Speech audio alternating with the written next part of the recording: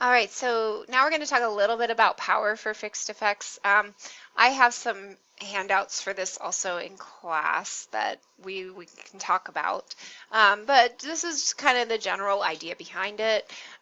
Remember that non-centrality parameter really controls the power for a fixed effect. We talked about that back in that power chapter. What was that, 4 or 5? Um, so let's review that now in light of having fixed effects and random effects in a single model, in a single mixed model. So generally, when we have a fixed effect within a mixed framework, the expected mean square that we've been looking at, of course, has all the random stuff, depending on our model restrictions and so forth. And then we have the coefficient, which is our sample size, um, and the sum of the squared effects divided by the degree of freedom.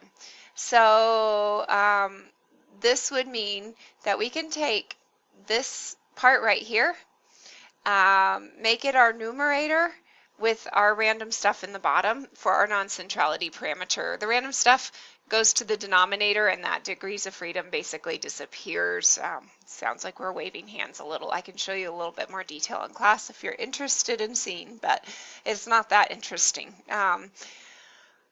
But this would be the general form of our non-centrality parameter for power calculation. So, the sum of the squared effects is that thing that's going to control that effect size when we do our power calculations. The random stuff, those sums of the linear sums of those variance components that are associated with our fixed effect belong down here. And then we just got that coefficient term. So, for example, testing A in the first diagram, this would be that A cross B where A is fixed and B is random.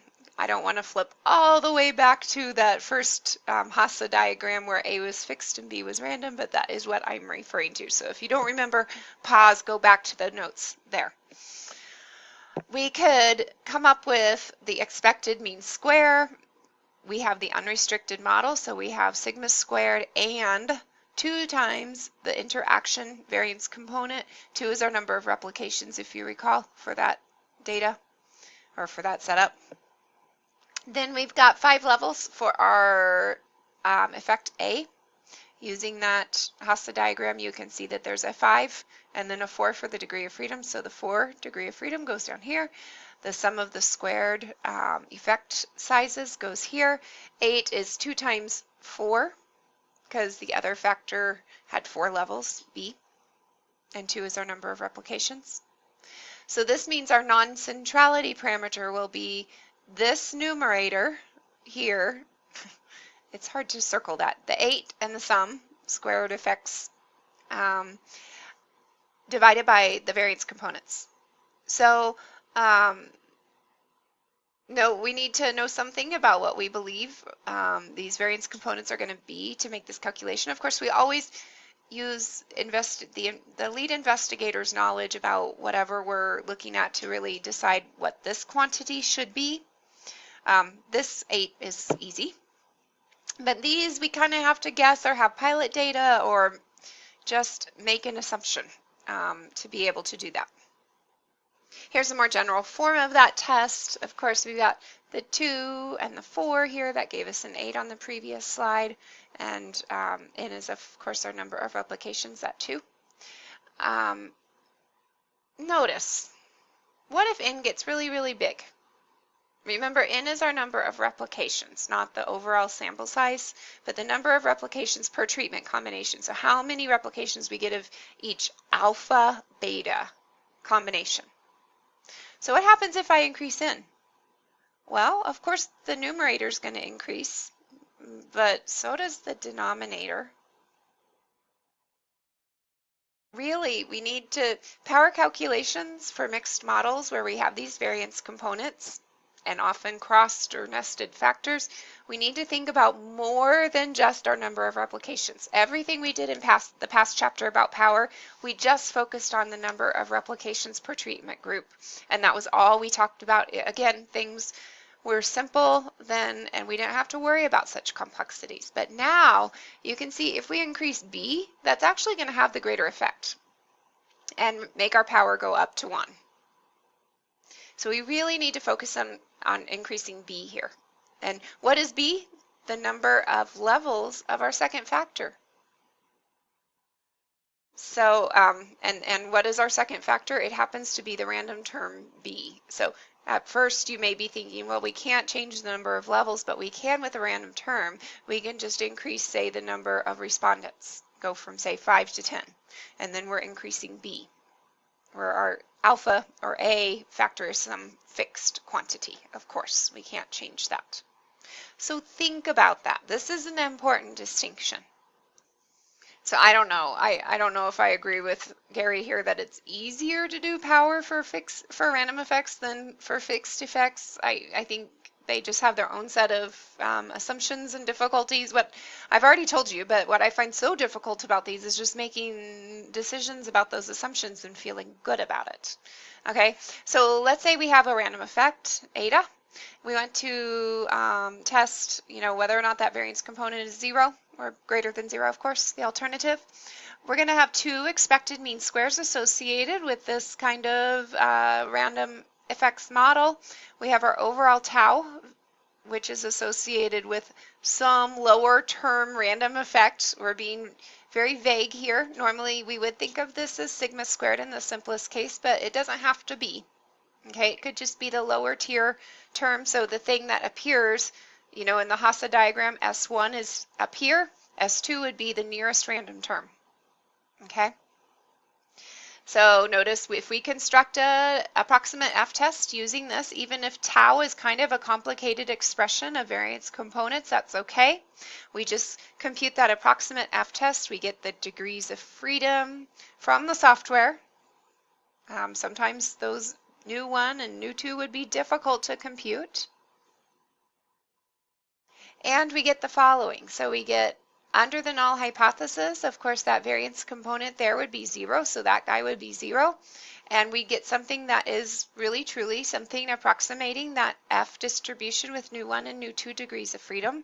But if we have an alternative, then we have this multiplier out in front of that F distribution, and we'll see larger values than we would have anticipated otherwise. So we reject our null hypothesis if that if that F ratio exceeds a certain F quantile. We've been doing this the whole time. But looking at the distribution under the alternative, we should really reject when this is bigger than that F quantile. Or put it another way, we can just, simplify, solve for the term on the left-hand side here. When this random variable is bigger, that's our mean square ratio, recall, is bigger than this quantile from the F distribution. Okay, so let's remember here, that's what we're calling that F value under the null.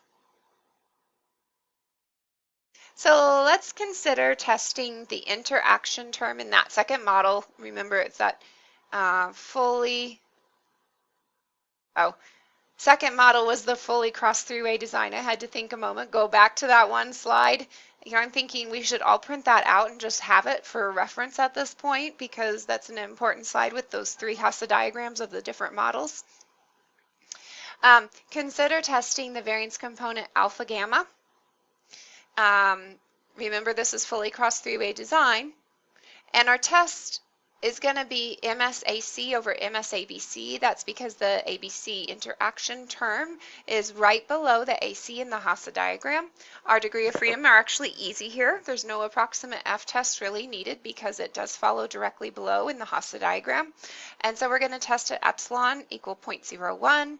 We assume that the first variance component is 1, the second three-way interaction variance component is 2, and that our term of interest is 0.5. So this is just for convenience of making these computations. So we get our mean square AC and mean square ABC equal to 9 and 5 respectively. So when we make our ratio of that, we get 5.41. Make sure you know where that 5.41 comes from. But 5.41 times 5 over 9, now what was that 5 over 9 again? It was this value, because this is 1, this is 1, this is 2. Oh, this is, let me make sure I know what this is. What did we set this as? This is 1, the error variance, but the three-way interaction variance is 2. So we get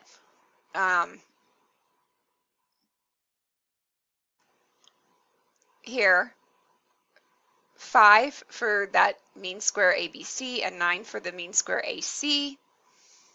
And so it's that 5 over 9, and we get 3.01.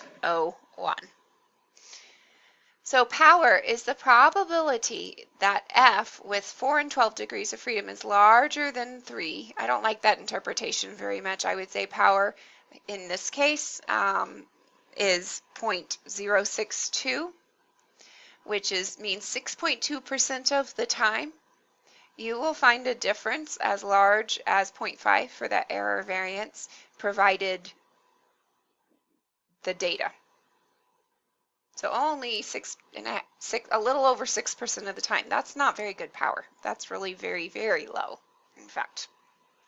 So make sure you understand this calculation.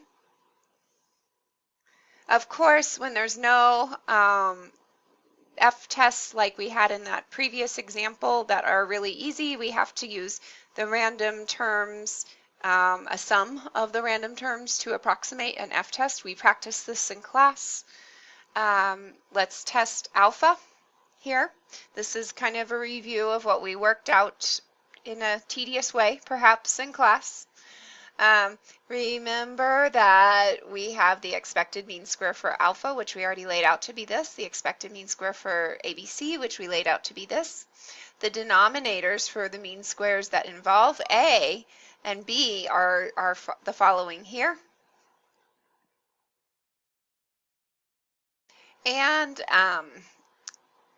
we can come up with a numerator and a denominator. So just like we did in class, notice in the numerator we have mean square A, mean square ABC, which sum, and then we just get the terms that involve A to then be in the denominator, and we get everything in the top term that appears in the bottom term except for the term we wish to isolate. The approximate test is a decent statistics. It's not exactly an F distribution, but we treat it as if it is an F distribution and use that Satterthwaite approximation to compute the degrees of freedom separately. So let's suppose we're trying to get the approximate degrees of freedom for MS1 and MS2 with nu1 and nu2 degrees of freedom. Then we let the E be the mean square for the values, and let V be the 2 times that mean square squared over the degree of freedom. And the approximate degree of freedom in this case uses this following formula. I'm not going to emphasize this, except it's important that you realize for computing power, we kind of do need to understand this. For computing power, let's just make E the EMS for that term. Okay, and we'll have to assume values for those variances, again, just like we did before. All right, so we'll finish up on this in class, and that's it for mixed